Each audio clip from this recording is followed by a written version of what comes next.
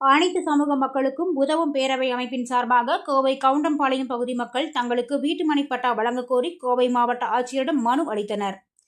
கோவை மாவட்டம் சிவாஜி காலனி பகுதியில் அனைத்து சமூக மக்களுக்கும் உதவும் பேரவை அமைப்பு செயல்பட்டு வருகிறது. இதன் நிறுவன தலைவராக வழக்கறிஞரும் சமூக ஆர்வலருமான புஷ்பானந்தம் இருந்து வருகிறார்.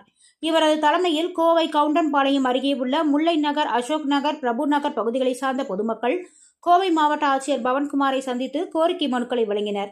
வழக்கறிஞர் புஷ்பானந்தம் தலைமையில் நடைபெற்ற இந்த நிகழ்ச்சியின் வாயிலாக ஆட்சியர் அலுவலகம் முன்பு பட்டாக்களை வழங்கிடுக, ஏழை எளிய மக்களின் கோரிக்கைகளை பரிசீலனை செய்திடுக என பதாகைகளை ஏந்தி குழுவாக நின்று தங்களது மனுக்களை வழங்கினர்.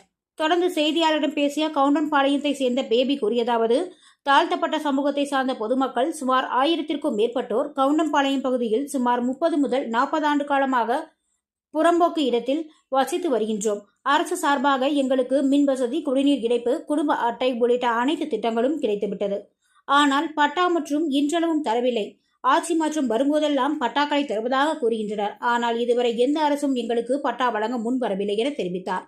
இந்த நிகழ்ச்சியில் வழக்கறிஞர் குமாஸ்தாக்கள் லட்சுமி, திவ்யா மற்றும் கவுண்டம்பாளையம் பகுதி மக்கள் சாந்தா மணி, ராமகிருஷ்ணன், பாக்யா, பார்வதி, வெள்ளியங்கிரி, கிருஷ்ணன், கௌசல்யா உள்ளிட்ட பலர் கலந்து கொண்டனர் என்பது குறிப்பிடத்தக்கது.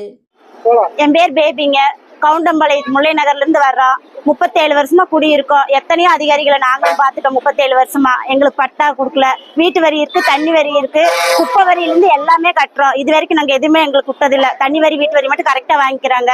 எங்களுக்கு யாருமே எந்த ஸ்டெப்பும் எடுக்கல. எல்லா கட்சியும் இது வரைக்கும் வந்திருக்கு, ஜெயிச்சிருக்கு. ஒரு ஆளும் கூட எங்களை வந்து கவனிக்கல. இன்னைக்கு நாங்க வக்கீல் மூலியத்துல பட்டா கேட்டு வந்திருக்கோங்க.